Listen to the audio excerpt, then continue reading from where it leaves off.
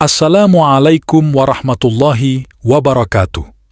Masih bersama saya Bang Benz 97, channel yang membahas tentang kisah-kisah Islam. Jangan lupa like, komen, share, dan subscribe, serta nyalakan tanda loncengnya.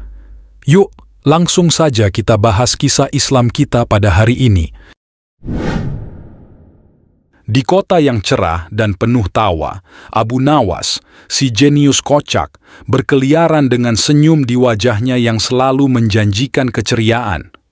Di bawah matahari yang bersinar, petualangan baru Abu Nawas dimulai. Suatu pagi, Abu Nawas terbangun dengan ide gila yang melintas di kepalanya. Dia ingin menciptakan telepon ajaib yang bisa menghubungkannya ke hewan-hewan. Dia segera memburu alat-alat rumah tangga dan mainan anak-anak untuk membuat konstruksi ajaib ini. Dengan penuh semangat, Abu Nawas menciptakan telepon zoo yang dia klaim dapat menghubungkannya langsung ke berbagai hewan di dunia. Dia memasangnya di depan pagar kebun binatang dan menelepon nomor tertentu. Tut! Tut! Halo, kebun binatang. Bolehkah saya berbicara dengan singa? Tanya Abu Nawas dengan wajah serius. Pihak kebun binatang yang bingung merespons. Maaf, siapa ini? Abu Nawas, penemu telepon zoo. Sekarang, bisakah kamu masukkan telepon ke kandang singa? Jawabnya sembari tertawa. Suatu hari, Abu Nawas memutuskan untuk menciptakan serbuk tertawa yang dapat membuat siapapun yang menghirupnya langsung tertawa tanpa henti. Dia mencampurkan bahan-bahan aneh dari dapur dan menyusun rencana jahilnya. Abu Nawas merilis serbuk tersebut di taman kota, dan tanpa diketahui siapapun, warga kota yang melewati taman langsung diselimuti gelombang tawa. Sebuah kelompok anak-anak yang bermain di sana tiba-tiba tertawa terbahak-bahak tanpa alasan yang jelas. Saudara-saudara, lihat, ini adalah serbuk tertawa karya saya sendiri, teriak Abu Nawas sambil muncul dari balik semak-semak. Ketika warga kota menyadari kejeniusan jahil Abu Nawas, taman kota menjadi tempat tujuan untuk bersenang-senang dan tertawa. Meskipun ceritanya mungkin tak masuk akal, keceriaan yang disebarkan oleh Abu Nawas membuat hari-hari warga menjadi lebih cerah.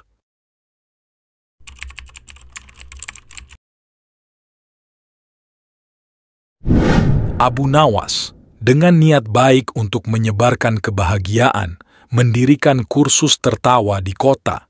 Ia membuat spanduk besar dan meyakinkan semua orang bahwa tertawa adalah kunci kebahagiaan.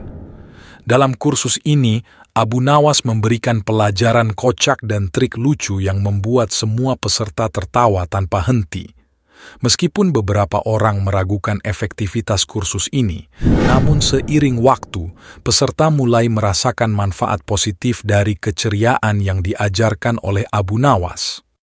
Sekarang, mari kita praktikkan tertawa dengan tawa palsu, kata Abu Nawas sembari memimpin kelompok untuk tertawa dengan suara yang berlebihan. Beberapa minggu kemudian, peserta kursus melaporkan bahwa mereka merasa lebih bahagia dan lebih sehat. Kota pun tercengang melihat perubahan positif ini, dan Abu Nawas diakui sebagai pionir kebahagiaan di kota tertawa.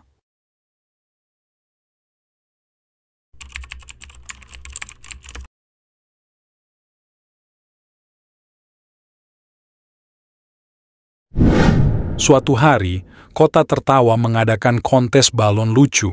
Abu Nawas yang selalu ingin menciptakan kejutan, memutuskan untuk mengikuti kontes tersebut.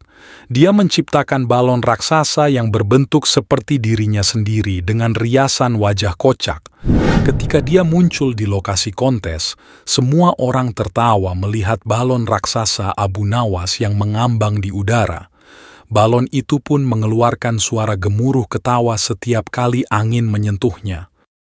Ternyata balon Abu Nawas tidak hanya membuat orang tertawa, tetapi juga menjadi daya tarik utama kontes. Para peserta yang lain tidak bisa bersaing dengan kekocakan balon tersebut. Akhirnya, Abu Nawas memenangkan kontes dengan prestasi yang memukau dan membuktikan bahwa kekonyolan dapat mendatangkan kemenangan.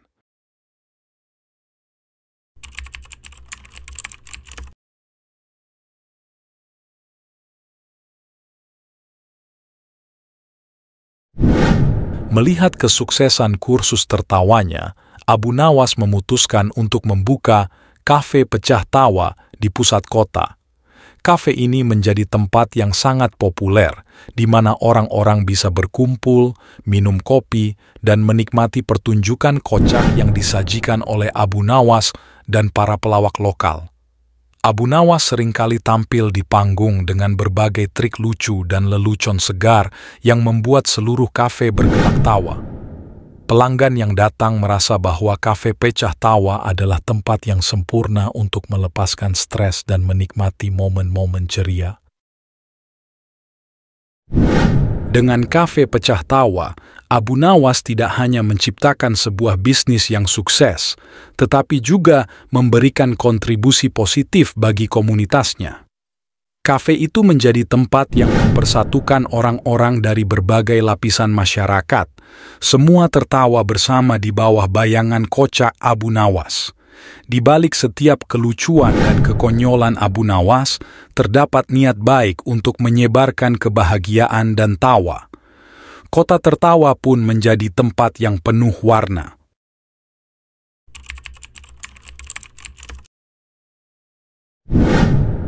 Abu Nawas berjalan-jalan di pasar, tempat yang selalu menjadi sumber inspirasinya.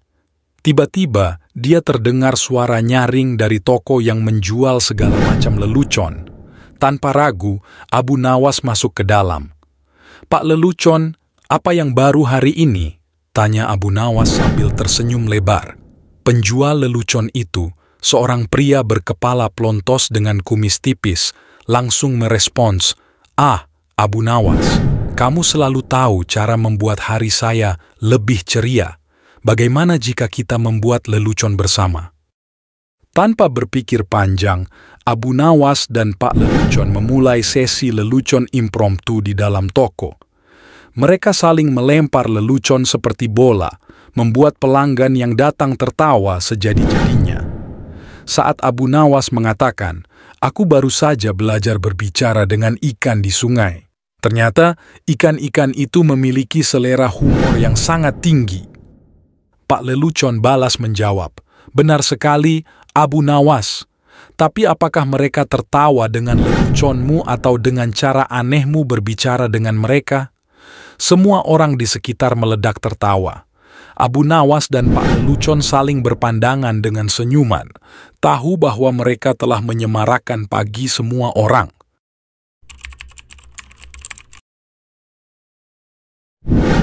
Setelah meninggalkan toko lelucon, Abu Nawas melangkah menuju warung kopi terkenal di kota tertawa. Di sana, dia bertemu dengan teman lamanya, Ahmad, seorang penggemar kopi yang setia. "Selamat pagi, Abu Nawas. Apa kabar hari ini?" sapa Ahmad sambil menyuguhkan secangkir kopi hangat. Abu Nawas membalas sapaan dengan antusias. "Ahmad, aku baik-baik saja. Kamu tahu, hari ini aku merencanakan petualangan kocak di sepanjang kota ini. Mau ikut?" Ahmad tertawa dan menjawab, "Tentu, aku selalu siap untuk petualanganmu yang tak terduga.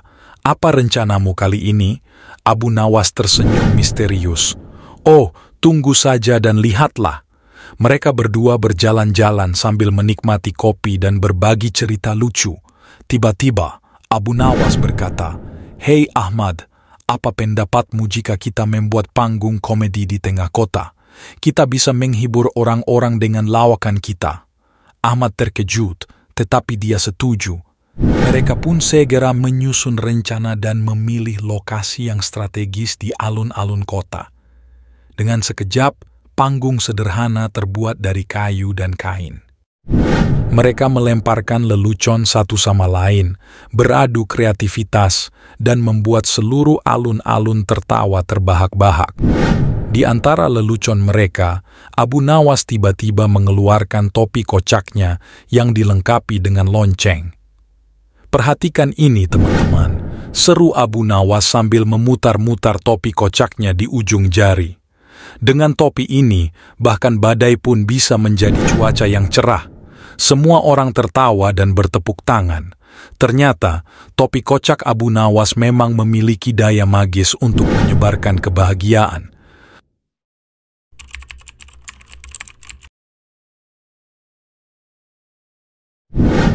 Petualangan Abu Nawas tidak lengkap tanpa pertandingan catur yang kocak. Dia memutuskan untuk menantang temannya, Ali, yang dikenal sebagai pemain catur handal di kota tertawa.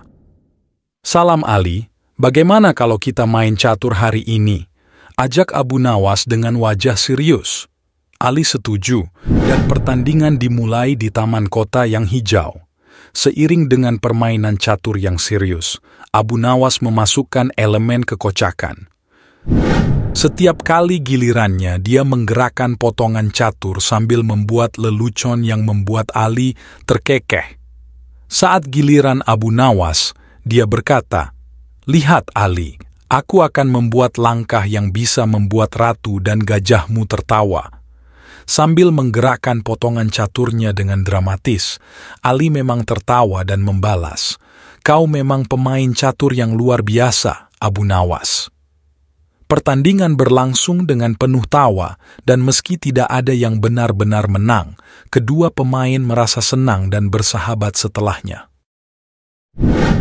Demikianlah video kisah Islam kita pada hari ini. Semoga kita dapat mengambil hikmah dari kisah ini. Jika teman-teman mau request cerita Islam yang teman-teman ingin dengarkan, tulis saja di kolom komentar, nanti akan kita upload. Terima kasih. Wassalamualaikum warahmatullahi wabarakatuh.